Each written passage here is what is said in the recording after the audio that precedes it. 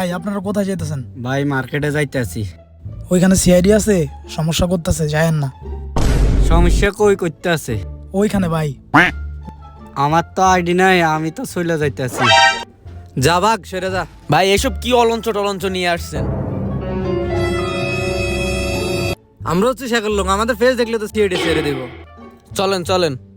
ভাই আপনারা যায়েন না। এ সাকিব ভাই সিআইডি আসতেছে। আরে এরা কোথায়?